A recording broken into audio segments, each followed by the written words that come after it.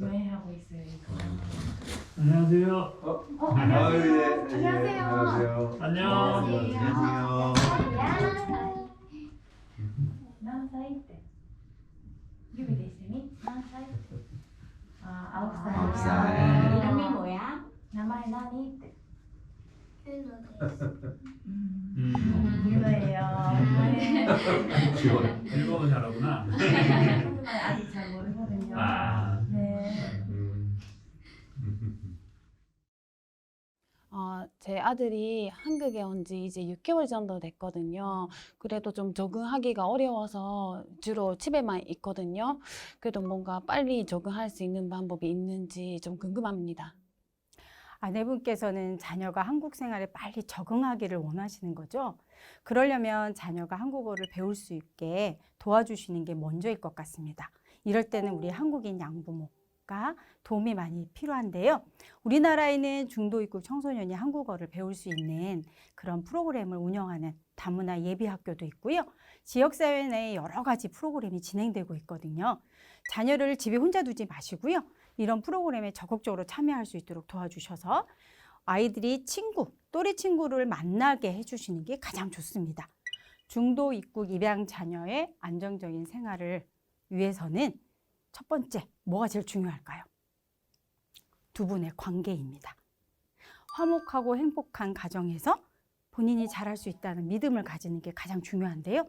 여러분들이 매일 다투시고 소리치시고 이러시면 아이는 너무 불안합니다. 왜 불안할까요? 부모님이 혹시 헤어지는 건 아닐까? 그런 마음이 들면 아이들은 디디고 있는 땅이 무너지는 느낌을 받는다고 합니다. 그러니까 그렇지 않게 하려면 여러분들의 관계가 좋으셔야 되고요. 근데 부부가 어떻게 안 싸워요? 그렇죠? 네, 싸우실 때는 자녀가 보는 곳이 아니라 동네 놀이터를 나가세요. 거기서 싸우시면 됩니다. 그러니까 화목한 분위기를 만들어주시는 게 정말 중요하고요. 두 번째는 제가 한국인 양부모님들한테 부탁드리고 싶은 게 있어요. 우리 입양 자녀를 일가 친척들한테 소개하는 겁니다. 당당하게 해주셔야 돼요. 제가 상담한 사례를 보면 어떤 아이가 추석 때 그 일가 친척을 다 만나는 곳에 갔는데 부모님이 소개를 안 해주신 거예요. 한 곳에 앉아 있었더니 오고 가는 사람들이 다 물어본 거예요. 너 누구니? 너 누구니? 그러니까 너무 힘들었던 거예요. 그러니까 그런 일이 없도록 우리 한국인 양부모님께서 우리 아내하고 같이 입양한 자녀를 당당하게 이 아이가 누구인지 정확히 소개를 해주시면 좋을 것 같습니다. 그렇게 해주실 건가요? 네. 예, 감사합니다. 마지막으로 또 한 가지 더 부탁드리고 싶은데요. 뭐냐면 우리 아이들을 좀 기다려주세요. 여유 있게 기다려주세요. 우리 본국에서 공부를 잘했는데 한국에 왔더니 성적이 떨어진다고 너무 많이 걱정하시는 부분이 있는데 그러지 마시고 한국 생활에 다 적응하고 스스로 공부를 잘할 수 있을 때까지 기다려주시는 게 좋습니다. 뿐만이 아니에요. 우리가 모든 행동이 서툴 수 있거든요. 근데 그거를 자꾸 지적하고 야단치지 마시고 조금 기다려주시고 좋은 방향으로 잘 아이가 행동할 수 있도록 여러분들이 도와주시면 좋겠습니다. 그렇게 해주실 거죠? 네. 아이들은 우리가 생각하는 것보다 많은 생각을 하고 감정을 크게 느끼고 때론 중요한 결정을 잘 할 수 있는 존재인지도 모릅니다. 하지만 어른들은 아이보다 자신이 더 경험이 많고 배운 것이 많아서 아이보다 많이 안다고 생각하죠. 그러다 보니 아이를 위한다고 하면서 아이의 마음을 부모의 결정으로 쉽게 넘어가는 일이 많습니다. 부모님이 많이 하는 말이 있죠? 다 너를 위한 거야. 하지만 알고 보면 부모를 위한 것이 대부분입니다. 존중이란 아이의 의사표현이나 감정을 부모가 판단해버리는 것이 아니라 아이의 마음을 인정해주는 것입니다. 아이의 삶에서 진짜 주인은 부모님이 아닌 아이들이라는 걸 잊지 마세요. 아이를 믿어주세요. 아이를 있는 그대로 받아주세요. 아이나 어른이나 감정의 주인은 자기 자신입니다. 지금까지 중랑구 가족센터 센터장 김양이었습니다. 감사합니다. 수고하셨습니다.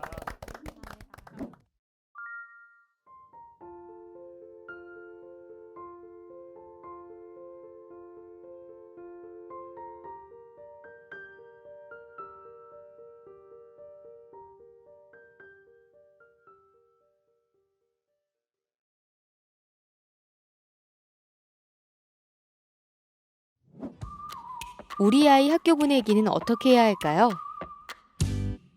학교 생활 진학에 대해서도 알아볼까요? 정규학교의 경우 다른 나라에서 학교를 다녔다는 증명이 필요합니다. 중학교까지는 연령을 고려한 학년 배치를 받을 수 있으며 매년 10월에서 12월 입학 준비를 시작해 3월에 입학할 수 있습니다. 예비학교는 한국어 실력, 한국 문화 적응 등의 어려움으로 정규학교에 바로 입학하지 못하는 경우 진학하게 되며 수시 입학이 가능합니다.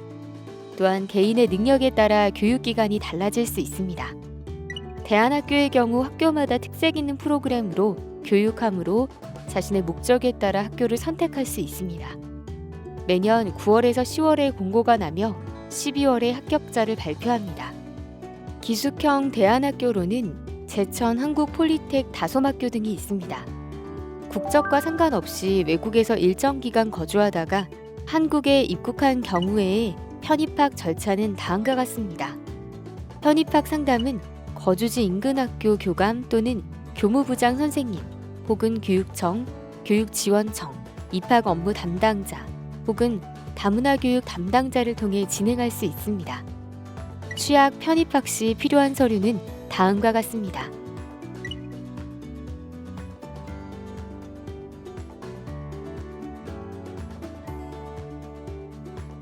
협약 가입국가에서 발행한 공문서에 대해 협약 가입국 아포스티유를 발급받으면 대한민국 내에서도 대한민국의 공문서와 동일한 효력이 생기게 됩니다. 아포스티유 발급 방법은 다음과 같습니다.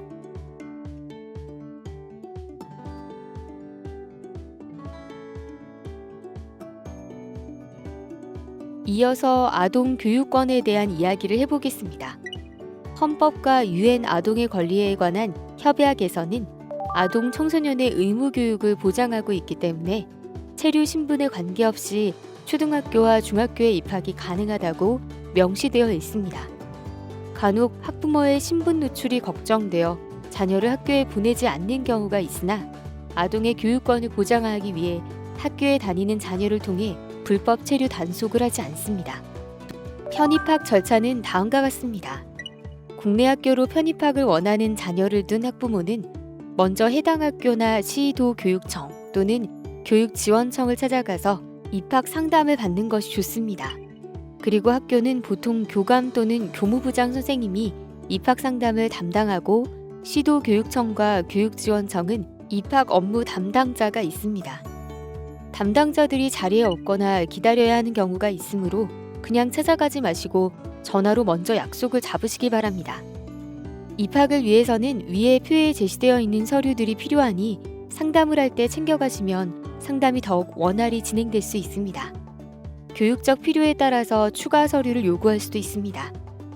다음은 다문화 학생 학력심의위원회에 대해 알아보겠습니다. 학령기 아동으로 중고등학교에 편입하고자 하는 학생 중 학력 증명이 곤란한 다문화 학생은 시도교육청에 학력 인정 심의를 요청할 수 있습니다.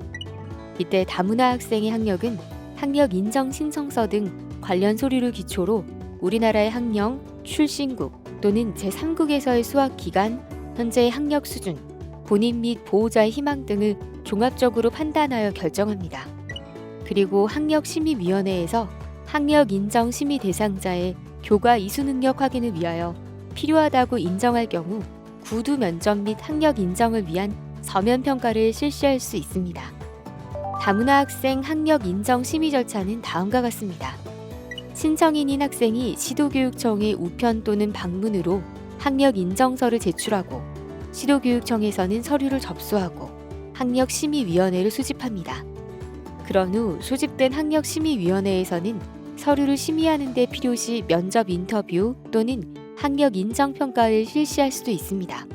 이후 시도교육청에서는 심의 결과를 통보하는 것으로 절차가 마무리됩니다. 심의를 위해 제출해야 할 서류들이 있는데요. 항목은 다음과 같습니다. 우선 심의를 위해서는 학력 인정 신청서를 제출해야 합니다. 그리고 교육청에 몇 가지 서류를 제출해야 하는데요. 학력 인정 신청서 한 부, 여권 사본 한 부 또는 출생 연월일을 확인할 수 있는 공문서 한 부, 국내 거주 사실 증명 한 부 또는 외국인 등록 사실 증명 한 부, 학력 증빙 서류를 제출 못하는 경우를 제외하고 학력 증빙 관련 서류 한 부를 제출해야 합니다. 부수적으로 영어 외 외국어로 작성된 문서는 원본과 한국어 번역본을 공증받아 제출해야 합니다. 다음은 다문화 학생을 위한 교육기관 안내입니다. 다문화 유치원은 다문화 유아를 위한 맞춤형 교육 지원과 모든 유아의 다문화 인식 제고를 위한 다문화 교육 프로그램을 운영하고 있습니다. 사전 사후 언어 평가, 통합 언어 교육, 개별 언어 교육을 지원하고 유아 및 교원, 학부모를 대상으로 다문화 감수성 증진 및 상호 이해 촉진을 위한 다문화 이해 교육 프로그램을 실시하고 있으며 다문화 유치원은 전국 116개원이 운영되고 있습니다. 자세한 현황은 해당 시도 교육청에 문의하시기 바랍니다. 그러나 이런 경우도 존재합니다. 중도 입국한 국제결혼 가정자녀 학생이나 외국인 학생의 경우 부족한 한국어 실력 등의 이유로 바로 일반 학교로 진학하여 학교 생활을 하는데 어려움이 있을 수 있는데요. 이러한 다문화 학생들의 학교 적응을 돕기 위해 한국어와 한국 문화를 집중 교육하는 기관이 바로 다문화 예비학교입니다.